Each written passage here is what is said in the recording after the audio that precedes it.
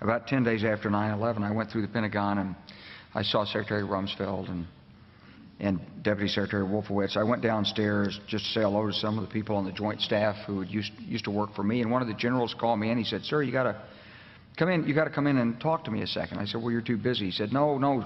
He says, "We've made the decision. We're going to war with Iraq." This was on or about the 20th of September. I said, "We're going to war with Iraq. Why?" He said, "I don't know." He said, "I guess they don't know what else to do."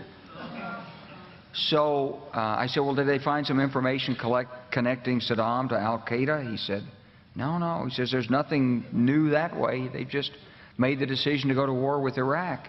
He said, "I guess it's like we don't know what to do about terrorists, but we've got a good military and we can take down governments." And he said, "I guess if the only tool you have is a hammer, every problem has to look like a nail."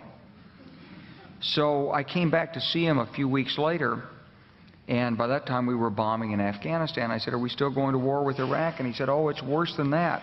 He said, he reached over on his desk, he picked up a piece of paper, and he said, I just got this down from upstairs," meaning the Secretary of Defense's office today, and he said, "This is a memo that describes how we're going to take out 7 countries in 5 years, starting with Iraq and then Syria, Lebanon, Libya, Somalia, Sudan, and finishing off Iran."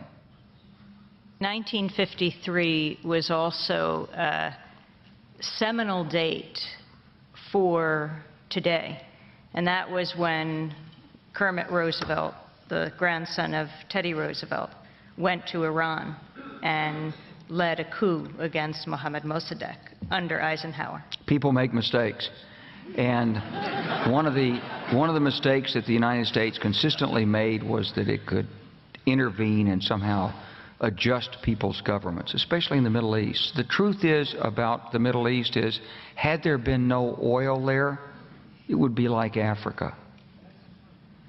Nobody is threatening to intervene in Africa. The problem is the opposite. We keep asking for people to intervene and stop it.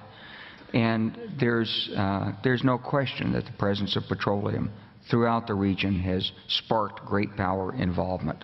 Whether that was the specific motivation for the coup or not, I can't tell you, but there's always been this attitude that somehow we could intervene and use force in the region.